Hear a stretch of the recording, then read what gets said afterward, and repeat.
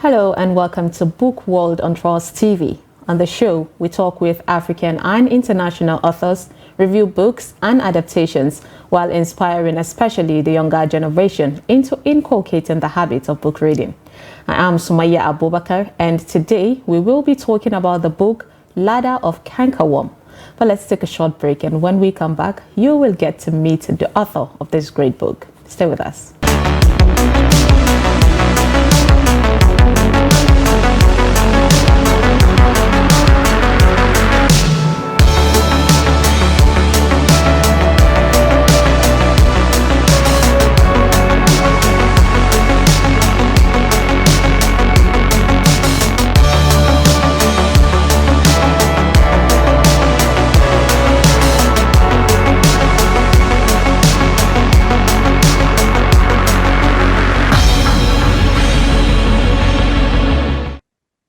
Welcome back to Book World on Trust TV. Now, reading is essential for those who seek to rise above or above the ordinary. So even if you do not have time to read, you can always gift it, because a book is a gift that you can open again and again. Our guest for today is a young author, Ogbonna Nmesome, who will be joining us via Zoom to discuss her amazing book, The Ladder of Cankerworms. Nmesome, are you with us? Hey, ma. Yes, how are you? Yes, ma. I'm fine, ma. So you just finished secondary school. You mentioned you finished this year. Tell us about Yes, it. ma. How come, as a secondary school SAT owner, you had a thought of, writing your own book? How did it start? Well, I've always wanted to write my book and have my book actually turned into a movie where people will watch it. This is just my beginning. I see it as just the beginning. A very good determination there.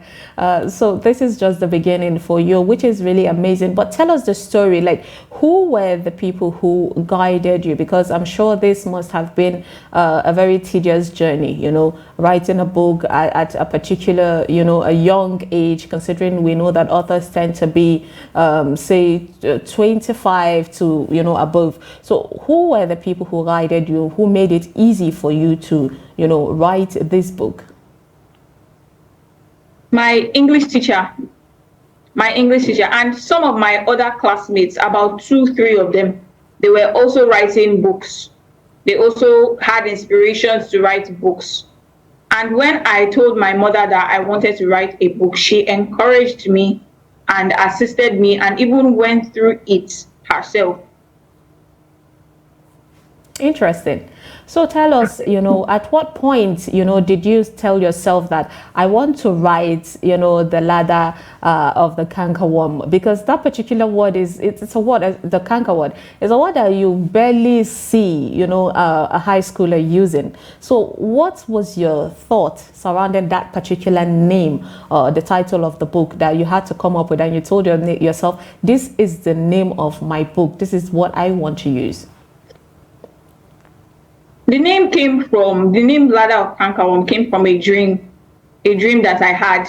Interesting. In the dream, we were taken on an occasion, and in the occasion, the name of the game was Ladder of Cankerworm. So, and before the dream, I had an inspiration to write a book concerning Greek myths and other things about Earth, about Cambridge. It all came at a go. So after putting down this part, putting down the other part, I decided to just name the book Ladder of Cankerworm and create the book based on that name. Interesting. All right, walk us through, what the story is all about of, this particular book, because I'm sure our viewers are curious about the name, of the book and the content in it. So walk us through the stories. The protagonist of the book is Linen, a young boy who, as I am now, I'm waiting for my admission into the university. So I'm quite anxious and I feel that it is taking much time. So the first part, the first page of the book places how I am feeling about my about entering university. That's the first part of the book. Then the other part is based. I've always wanted to write on Greek myths, so I decided to add it and make everything like a book. Like I watch anime, I watch animations about Ragnarok and Zeus and other things. My brother introduced me into it.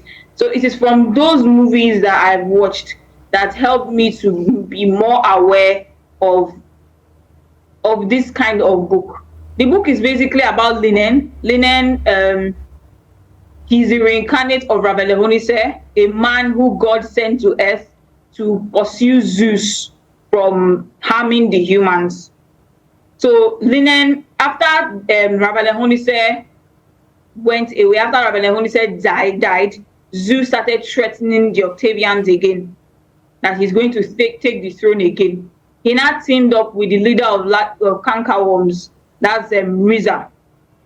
He teamed up with Riza and decided to go after the Octavians because the Octavians are the most strong species, according to the book. The Octavians are the strongest species. I think that's the proper word. Are the strongest species. So Zeus, being scared of the Octavians, decided to team up with Riza to take down them. And Linen is the reincarnate of Ravelehonise. That brings me to my most interesting part. Linen is the reincarnate of Ravelehonise. So Linen has to go all around the universe trying to learn all the different powers, because the only way he can sprout Ravelehonise in himself is by learning all the powers of Ravelehonise. Interesting. Interesting situation there, Nmesome. So what got me curious is the fact that you actually, intertwine the real life situation with a friction, or, you're bringing out stories that are not really told like that. We're not seeing that in this African continent, this part of the world is what I'm saying. So why did you choose not to make a book on that differently? Why did you choose to just intertwine them together, talking about the real world and the extraterrestrial, or terrestrial rather, I beg your pardon, extraterrestrial world, bringing them together? There were two different inspirations. The first one was concerning Cambridge, because I wanted to write an exam, a scholarship exam, so I could enter Cambridge, but it didn't really work out. So I wrote concerning Cambridge because Linen was a normal person, until it dawned on him that he had a mission in life. He lived for a reason. He was alive for a reason. But he was a normal person at first. He was adopted. He was a normal student of Cambridge. Then I also had the inspiration concerning the different universes, and I also wanted to create a universe of my own concerning the different universes and others. So I decided to just put it together, both the past, the present, the outside universe and Earth. I decided to just bring everything together and make them one. Interesting, Nmesome. So you mentioned that you and some of your classmates, you've always planned on writing a book. But did you get your inspiration from, some of the African authors? I mean, do you read a lot of books? Could it be that you got some of the inspiration from them? I usually read foreign books most times, but I read an African book and I realized that it was actually interesting, about 2 to 5 of them. So I just got an inspiration even this morning so my next book is going to be Nigerian. The book I plan on writing next. I haven't found a topic for it next yet. The inspiration just came this morning, so I'm just putting everything down so I can form it into a book later on. So my next book, I have another manuscript that is yet to be published. But after that one, I plan on publishing a Nigerian book. It's not always about the foreign. It has to be Nigerian too. Speaking of foreign, why foreign book? Because it seemed that it was the first, books that piqued your interest, reading from the foreign book. Why is that? I find I used to find foreign books more attractive and interesting than African books. It is when I got advised to read an African book and I started reading even Chimamanda Adichie's books, like Americana. That's when I realized that at least Africans write interesting books. And so I started to be one of those Africans who can write an interesting book. So walk us through, the challenges that you faced while, writing this particular book, because we tend to see authors, bring out or explain their challenges that they went through while writing a particular book. And how long did it take you for you to, finish this particular book and publish it? To put this book together, it took me about, let me say, 6 to 8 months. It took me about 6 to 8 months to put the book together. And when I was writing the book, it was when I think I was in my 3rd term in SS2. So it was around that December, I think, no, it wasn't December, around that July area. So in my 3rd term in SS2, we were preparing for SS3, and SS3 is the WAEC year. So it was during that 3rd term in SS2 to the beginning of the WAEC year time when I write my WAEC and my JAMB and other exams that I was writing this book. So the trouble of exams were really hitting me. I had to prepare for JAMB, I had to prepare for WAEC, I had to even prepare for my school exams. So both reading for exams and writing the books made me take this about 8 months, 6 to 8 months to write the book. So you mean if you didn't have any particular, situations on school matter, then you could actually deliver a book in lesser time? Yes, because it flows like a story and a movie in my head. It's just for me to put it down. So how did you schedule your time, in order for it not to affect your school activities? How did you spare time in order to have time to write this particular book word to word? Okay, in school, we were free. We have free periods as an art student. The free periods of art students are more than that of the science and commercial. We are mostly free.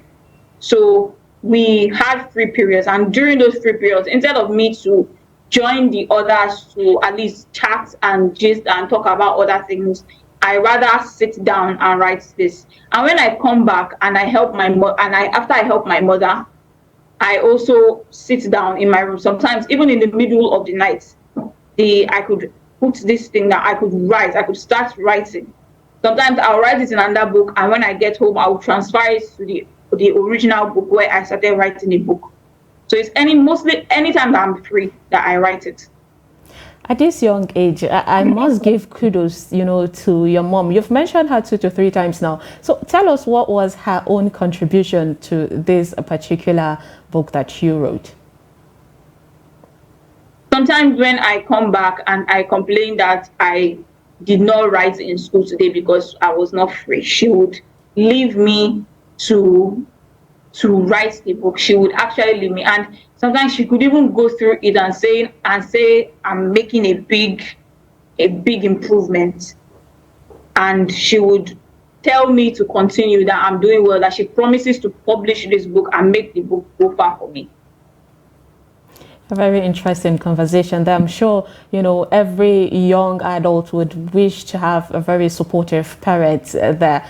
Well, let's take a quick break, and when we come back, we get to hear more about this particular beautiful book from the author, Nmesome. Stay with us.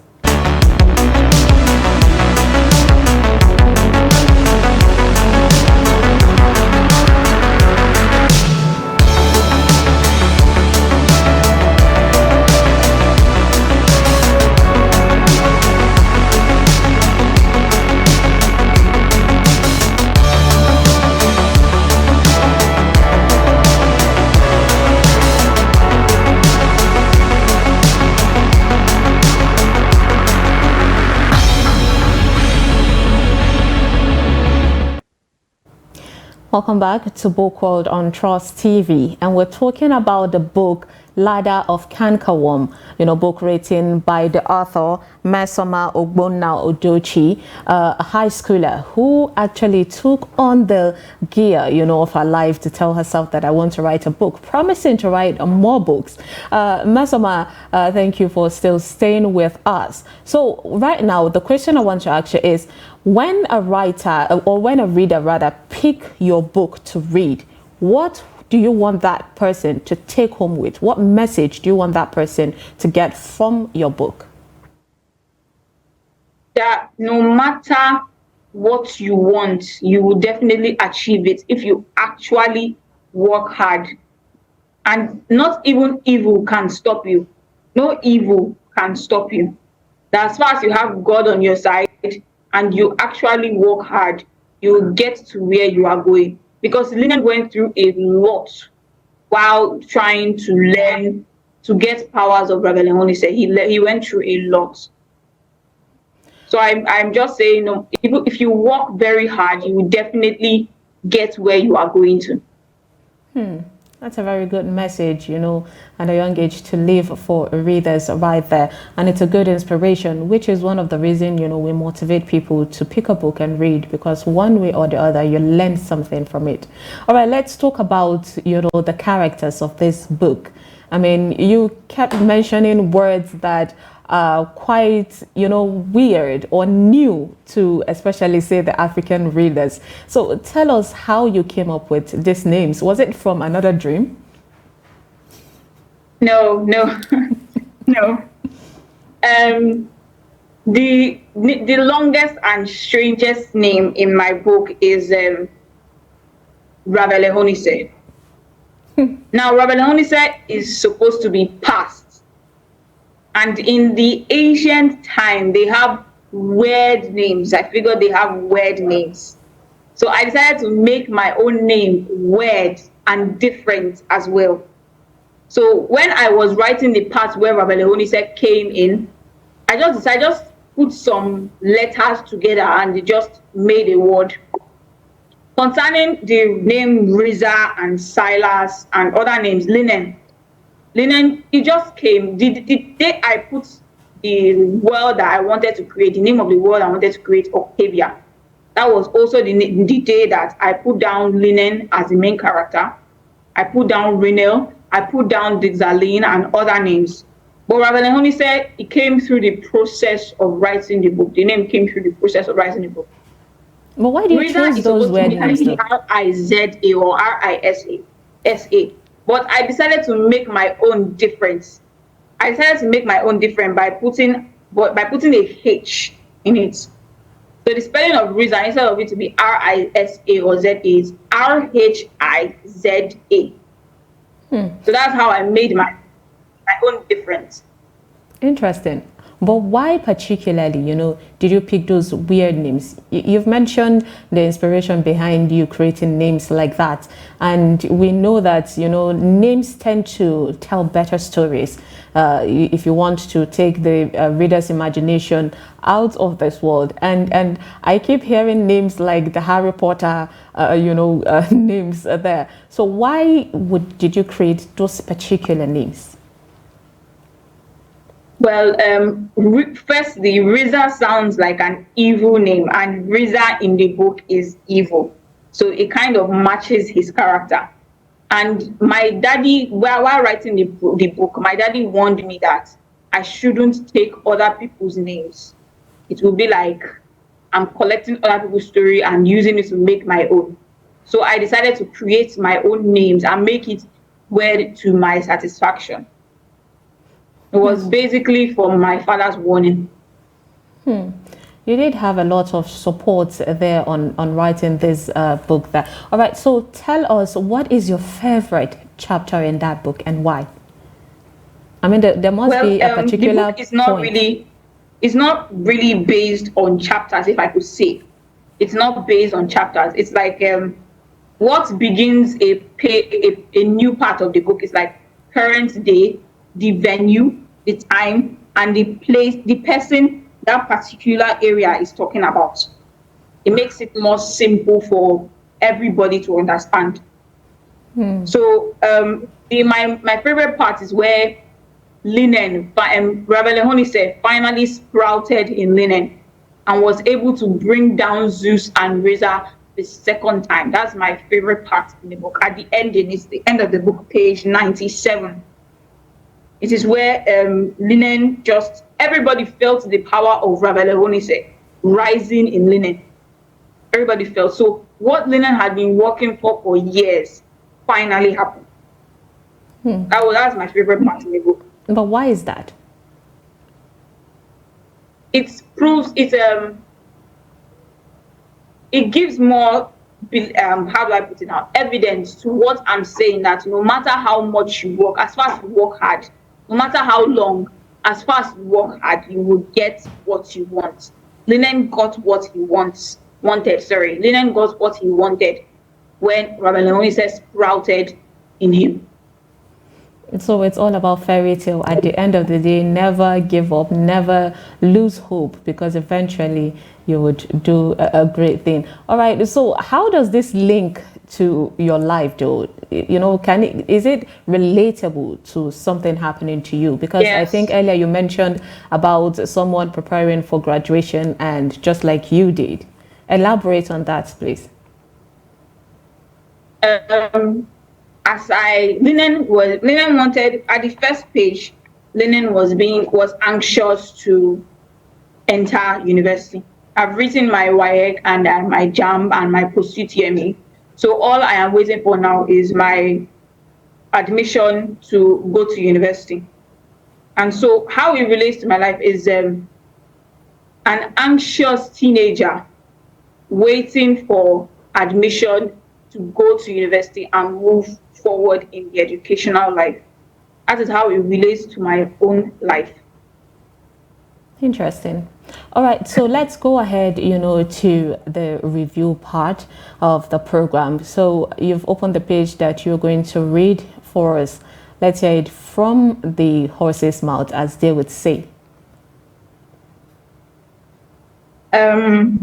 The page 97 that I say it is my best page, where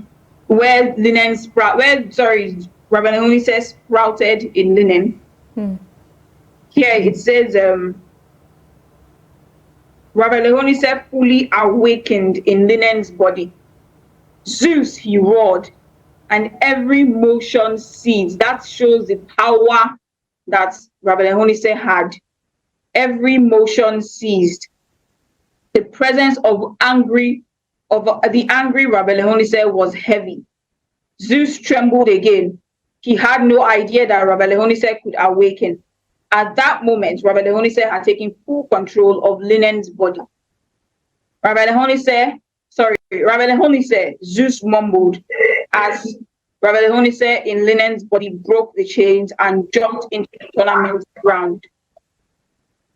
Zeus, he said again, I challenge you to a battle here and now, again, just me and you, he announced. At the sound of that, Zeus became suddenly proud. Firstly, that was not the real Rabbi Leone, and since he was an immortal, he was definitely going to win, he said to himself as he jumped to the tournament ground. We'll stop there on that one. I'm sure that would pique the interest of the viewer, the Nmesome. I mean, the reader would actually, get in the process of trying to pronounce the Ravanavolise. I hope I don't bother that name in general. But earlier you spoke about, adaptation, where you mentioned that you hope to see your book, turned into movie, or say maybe stage play and that. But do you think this story is something that Africans or Nigeria could use and change into a movie? Yes, I believe, according to our technical improvement in Nigeria, it would definitely be possible for this book to be turned into a movie. It should be about a 1 hour or 2 hours movie, but it would definitely, I want it to be a success. Okay, so lastly, Nmesome, what would you tell, people of your age or people who are even younger than you who are aspiring, to write their own book someday? What would be the message, the encouragement that you leave for these people? Well, my encouragement is that consistency is the way. Writing a book is not easy. So you need to believe, you need to know the beginning, the outline, and the ending of the book you want to create. Because writing a book not only takes time, it is not easy as people think it is. Assuming writing a book is easy, everybody will be an author. Everybody will be an author. So I believe consistency is the way. If you are consistent writing the book, you definitely get to the end of the book and actually make the book a success. All right, thank you so much for joining us, Nmesome Udochi Ogbonna, talking about your book, The Ladder of Cankerworn. Thank you so much, and we wish you all the best in your future endeavor. Thank you, ma'am. And with that, of course, we wrap up Book World. But I get to leave you with a quote from Cassandra Clare, who says, "Clock World, Angel said, one must always be careful of books and what is inside them, for words have the power to change us." And also choose to, so always choose the right books to read, and keep. And that is the safest thing to do right now. And that is it on today's episode of Book World on Trust TV. I am Sumaya Abubakar. Thank you so much for watching, and do not forget to always read a book. Until next time, bye-bye.